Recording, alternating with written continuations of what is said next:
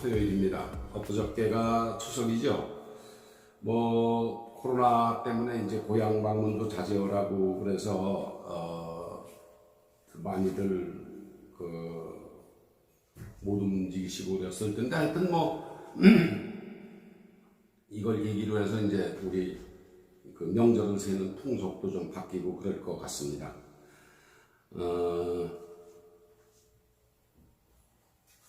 오늘은 좌파의 대선 물구나무 서기 예상, 내후년 3월 9일인가요? 선거일이 예상됐는데, 그때 이제 좌파들이 어떤 재주를 튈지 지가 한번 상상력이 닿는 대로 예상을 해보겠습니다. 이제 북과 박자 맞추던 인간이 이제 간첩 잡는 자리로 갔습니다.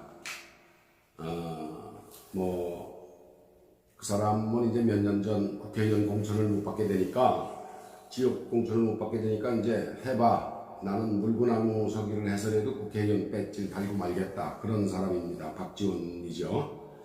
결국 물구나무 서기를 해서 배지를 달았어요. 자기 딴에는 이제 정치 구단이라고 스스로 얘기를 하고 있는데, 하여튼 이렇게 김대중 대통령 시절에 비서실장도 하고 해가면서 4억 5천만 달러를 이북에 갖다 줬지 않습니까? 그런 사람이 이제 국가 정보를 총괄하는 정보원장을 하고 있으니까 참 무슨 짓을 할지 염려가 됩니다. 아마 모르면 몰라도 대통령은 그 정도 뻔뻔한 사람을 앉혀놔야 대통령 선거에 무슨 공을 세우더라도 이제 세워라 하고 갖다는 거죠. 그래서 그런 사람 석권 또 이제 비서실장을 하던 사람도 특보로 앉히고 이렇게 했으니까 이제 지금 모르면 몰라도 좌파들은 내후년 대통령 선거에 엄청난 계획을 세우고 있을 것 같습니다. 저희가 이제 어떤 간교한 또 꾀를 써서 할지 미리미리 좀 한 번씩 짚어보는 것도 아주 의미가 없진 않을 것 같습니다. 이 사람 새로 국가정보원장이 된 이 친구는 생긴 모습 그대로 아주 간교하고 이제 거짓말도 잘하고 얼굴도 두껍고 뻔뻔합니다. 몇 년 전 죽은 김일성이 어때서 이제 성접대도 받고 잔뜩 덜미가 잡혀서 그때부터 이제 북의 꼭두각시가 됐다는 소문이 있는 바로 그 사람입니다. 그때 4억 5천만 달러인가를 줬죠. 그렇게 돈을 들고 왔으니까 김일성 입장에서 무슨 접대를 안 했겠어요? 예쁜 여자 방에 넣어주고 했겠죠. 나중에 이제 협박용으로 쓰려고 다 비밀리에 사진도 찍고 녹음도 하고 했겠죠. 덜미가 잡혀도 단단히 잡혀 있을 거라고 짐작이 갑니다. 이런 소문 아닌 소문이 나라의 격을 생각해서라도 그저 소문이기만을 간절히 바랍니다만은 참 어떻게 염려를 안 할 수가 없습니다. 이 사람 다녀오고 나서 벌써 10여 년 전 얘기입니다만 목사들, 신부들이 이제 이북에 우르르 다녀왔잖아요. 그쪽에 이제 애도 만들어 놨고 그랬다는 이제 민망한 소문도 그냥 들려오고 그러는데 그냥 소문으로만 듣기에는 찜찜합니다. 사실 성직자들이 그렇게까지 했겠냐 하고 순진한 생각을 하긴 합니다만 서울시장 박원순 같은 그런 사람이 일으킨 사건을 보고는 이제 안 믿을 수도 없고 만족이 떨어집니다.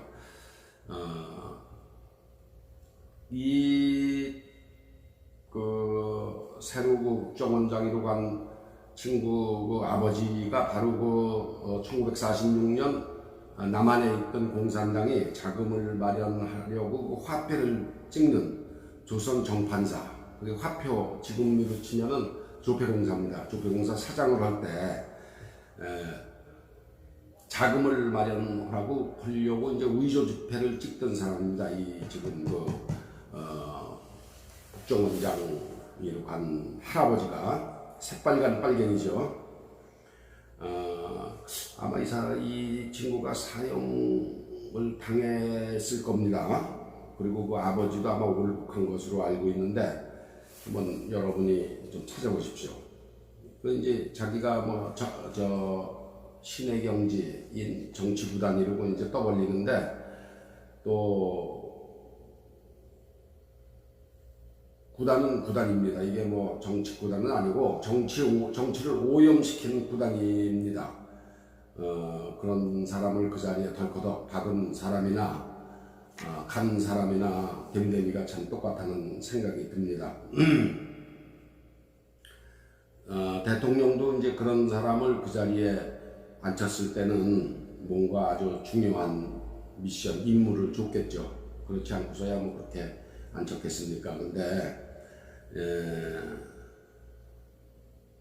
그래서 저희는 앞으로 1년 반 남았지만 미리미리 우리 그 시민들은 다가올 선거에 좌파들이 벌릴 농간을 미리미리 짚어보고 조심을 해야 되겠습니다. 제가 이제 자전거를 타고 이렇게 자주 운동을 하러 다니는데 수원역 앞에 맞은편에 그 사창가가 있어요. 사창가라고 해서 그게 뭐 여성 비하 발언이라고 또 욕을 먹는 건지 아닌지 모르겠습니다만은 그 사창가 밖에 프레카드를 하나 걸어놨습니다. 프레카드를 걸어놨는데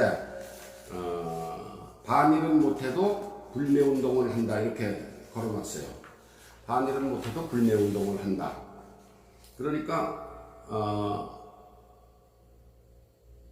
사창가에 왜 그런 프레카드가 걸렸는지 전 도저히 이해가 안 갑니다. 안 가는데 하여튼 사창가에서 종사하시는 여성분들이 반일은 못해도 불매운동을 한다. 할 수 있겠죠. 할 수 있겠죠. 그런데 독립운동하고 일본 상품 불매운동이 도대체 무슨 연관이 있는지, 그가 왜 또 하필 그 사창가 밖에 걸려 있는지 전 지금도 해석이 안 궁금해 죽겠습니다. 이게 이제 좌파들이 억지 반일 운동을 도처에서 벌리려니까 그런 표도 붙여 놓도록 이제 사주를 한 것 같은데 저는 이제 사실 이게 삿가닥질 물구나무 서기 물구나무 서기 하는 것보다도 삿가닥질이란 말이 좀 편합니다. 제가 이제 삿가닥질을 찾아보니까 일본 말이던데 저보고 이제 또 토착외구라고 그러겠죠. 야 너는 물구나무 석이란 말을 빼놓고 왜 삿가닥질이라고 그러냐. 이제 친일을 한다고 또 얘기를 하겠지만 친일이 뭔지 저한테 좀 한번 설명 좀 해줬으면 좋겠어요. 친일이 뭔지. 일본 물건 안 사고 그러는 게 친일 하는 건지 그게 애국인지 저는 도저히 이해를 못 하겠습니다. 이 좌파들은 이제 변종된 진보입니다. 말로는 자기들은 진보라고 하지만 변종 진보입니다. 그래서 좌파들은 이제 좌익의 사주를 받고 있는데 이 좌익과 결별을 하는 게 좌파들이 살 길이긴 한데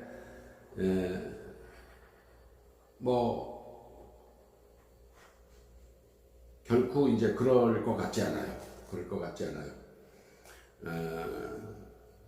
그래서 그 좌파들이 얼굴 두껍게 하던 짓 짓을 저희들이 한번 살펴보면서 내년 말부터 시작될 대통령 선거에 어떤 그 흉악한 계획을 세우고 있는지, 하여튼 이 친구들은 자기 쪽에서 대통령만 일단 한번 만들어내면은 그 다음에야 뭐 절대다수 국회도 있고 그러니까 공수처도 있고 또 권력 나판수로 두는 방송 신문도 있고 경찰 검찰도 이미 손아귀에 잡혀 있다고 생각을 하기 때문에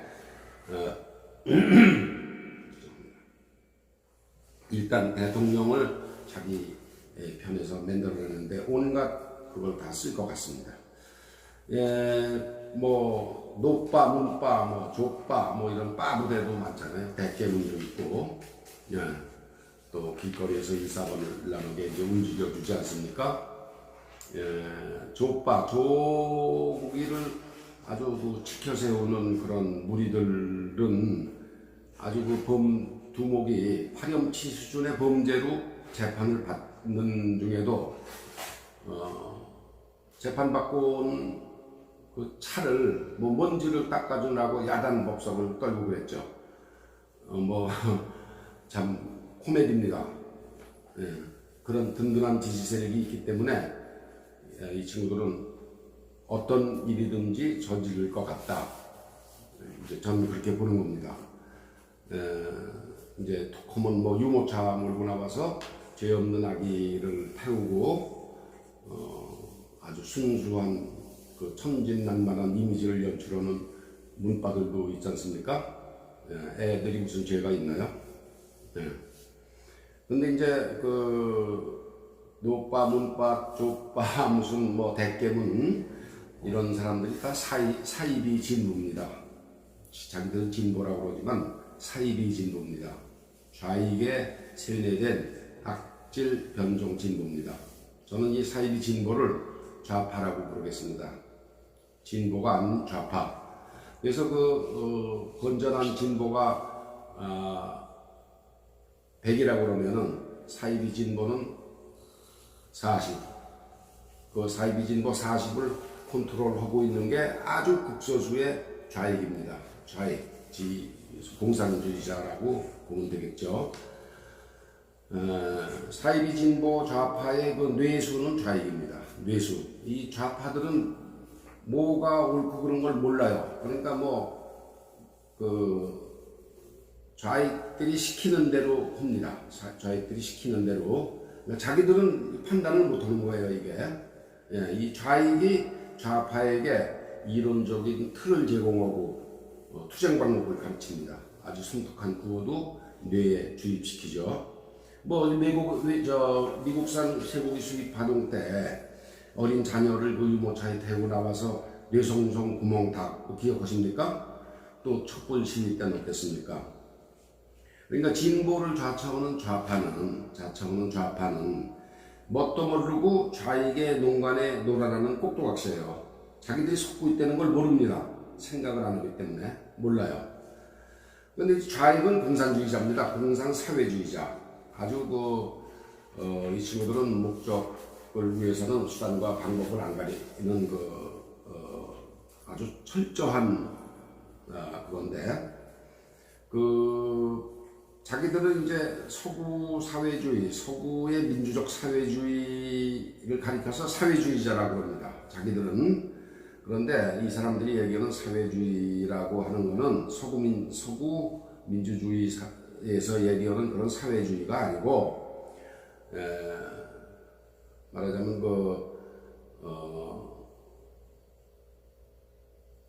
공산사회주의죠. 쉽게 얘기해서 공산사회주의. 그런데 하여튼 사회주의라고 그래요. 사회주의가 그러니까 지들이 자칫 잘못 생각을 안 하고 있으면은 사회주의자다. 사회당 있잖아요. 구라파에도 그런 거하고 다르지 않겠구나 이렇게 이제 생각을 하는 거죠. 그래서 서구 사회민주주의에서 얘기하는 그 사회주의와 공산사회주의를 혼동하고 우리들이 혼동하는 걸 이용해서 자기들은 절대로 공산주의자라는 얘기를 안 합니다. 사회주의자라고 그러죠. 사회주의자로. 그래서 저희가 이제 그런 걸 좀 잘 구분하는 공부를 좀 해야 됩니다. 그래서 좌파가 이제 그 사회주의자들의 선전에 속고 있는데, 뭐 북한 그 노동당에도 선전부가 있지 않습니까? 선전부. 중국 공산당에도 선동부가 있습니다. 이 사람들은 선전이 참 중요하다고 생각을 해요. 선전이 참 중요하다고.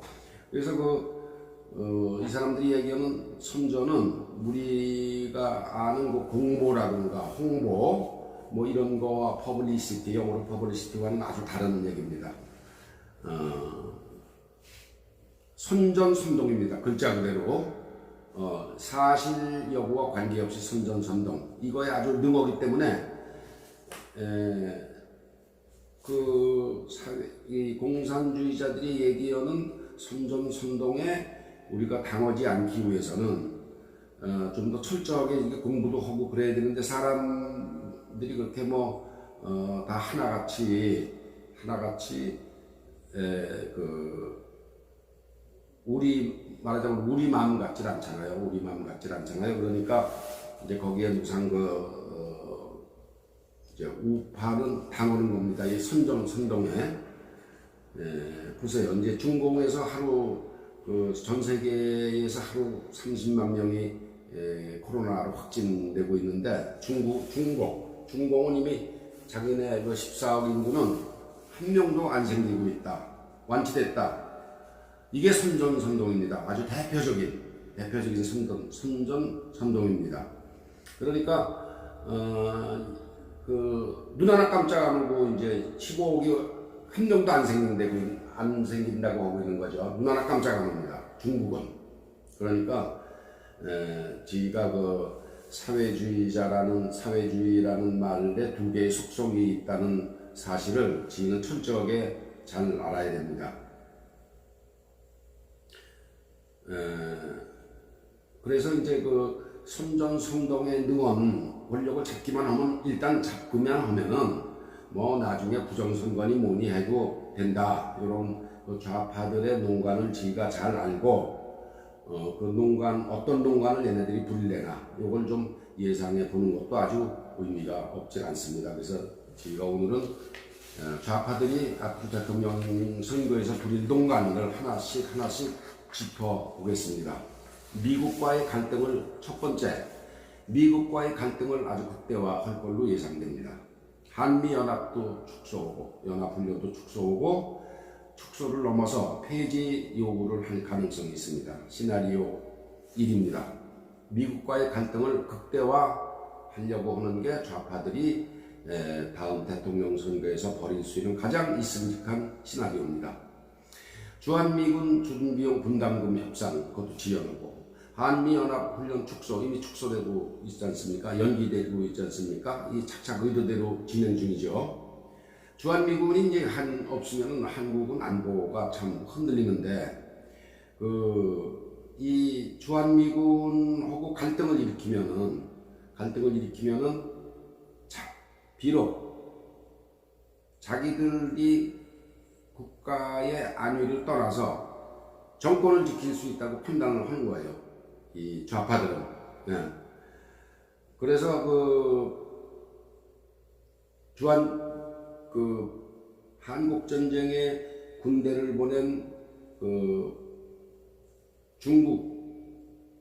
중국으로부터 우리를 지켜주는 주한미군을 어떻게든지 하여튼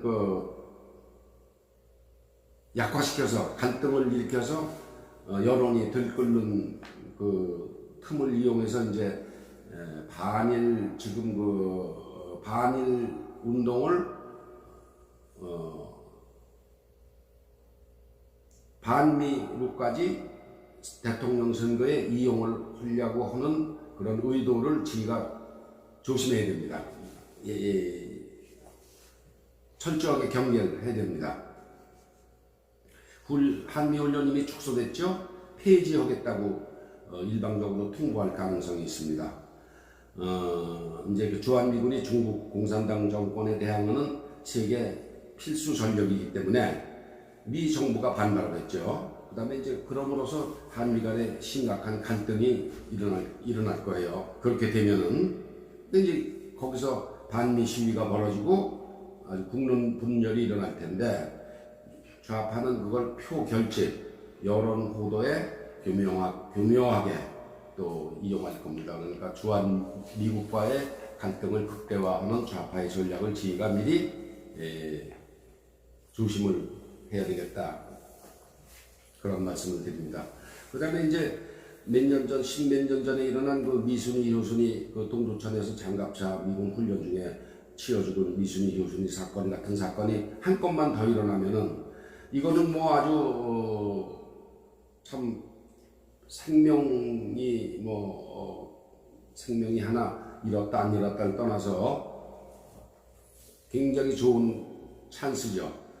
그래서 그런 사건이 일어나더라도 안 일어나야 되겠지만 혹시 일어나더라도 우리가 다시 미순, 효순 그런 불행한 일에 휘말려서 쓸데없는 국론을 빈전시키는 그런 일은 없어야 되겠다.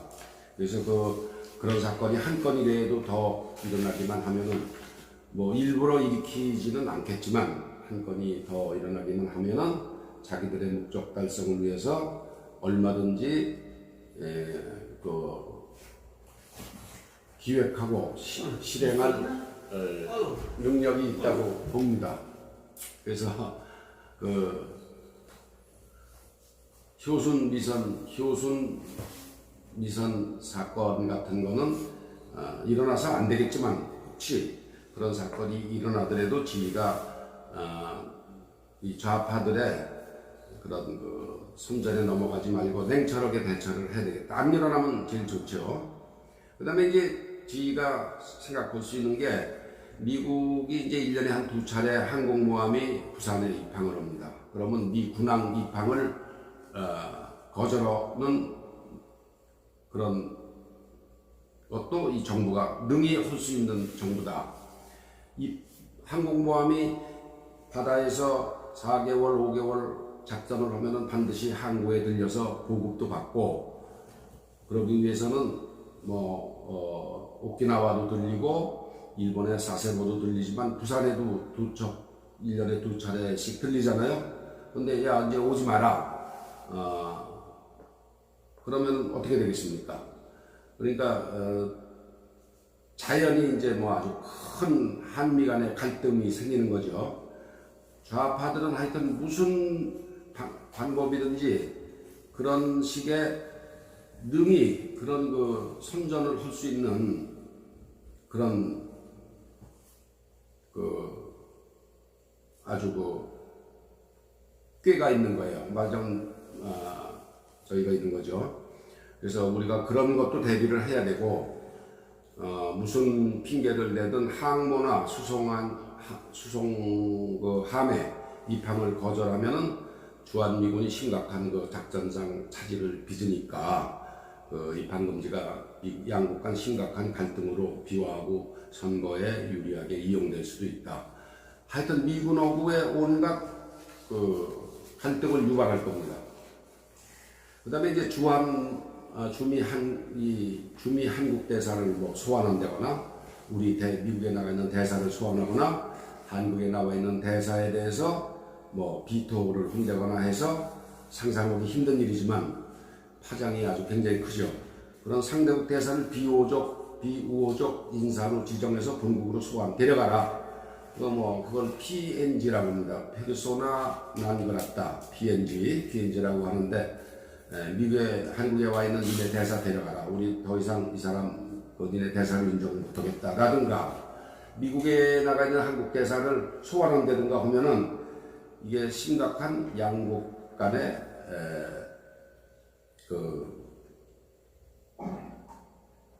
문제가 생깁니다. 굉장히 큰 갈등이 생기죠.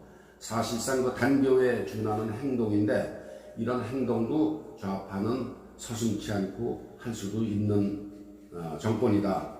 이런 준비를 지가 알고 있어야 됩니다. 한번 이런 사건이 불거지면 이제 해결하는데 굉장히 오랜 시간이 걸리죠. 수단과 방법을 가리지 않는 좌파한테는 선거에 활용할 충분한 매력이 있습니다. 내년 10월쯤 뭐 한국에 와 있는 미국 대사를 소환을 하든가 미국에 나가 있는 한국 대사를 소환한다든가 이렇게 해서 외교적 갈등을 일으켜서 4, 5개월 후로 다가오는 선거에 활용할 수 있습니다. 좌파들은 우리가 충분히 경각심을 가져야 합니다. 또 미국이 지금 이제 중국하고 무역 분쟁을 하고 있는데 본격적으로 엇박자를 놓을 가능성도 있습니다. 문재인 정권이 이제 친중 행보를 볼 때 충분히 예견할 수 있는 사안입니다. 그러니까 우리가 중국하고 대결하는데 우리는 니네 편에 못 쓰겠다. 우리는 중국 편에 쓰겠다. 뭐 이렇게 해서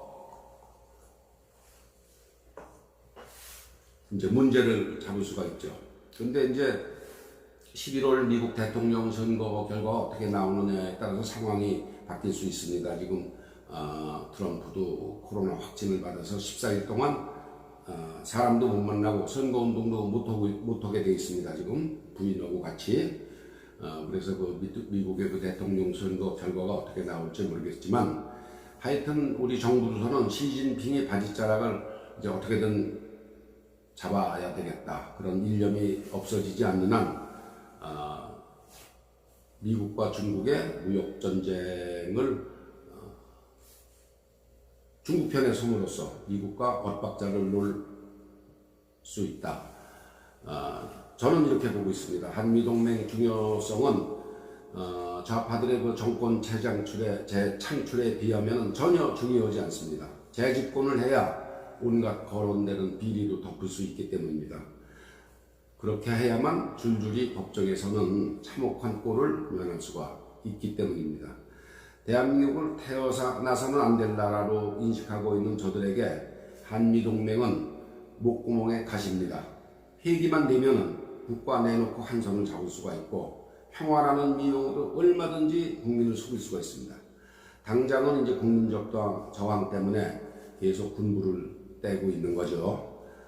우리가 계속 좌파들의 움직임을 일거수일투족을 가지고 감시를 해야 하는 이유입니다. 선거 불과 1년 6개월밖에 안 남았습니다. 내년 하반기가 되면 본격적인 대통령 선거로 들었을 텐데 그때 좌파들이 내놓을 온갖 수단을 저희가 미리부터 경계심을 갖고 대처를 해야 될 것 같습니다. 다음에 또 계속해서 두 번째 다음 주 토요일 날 말씀을 드리겠습니다.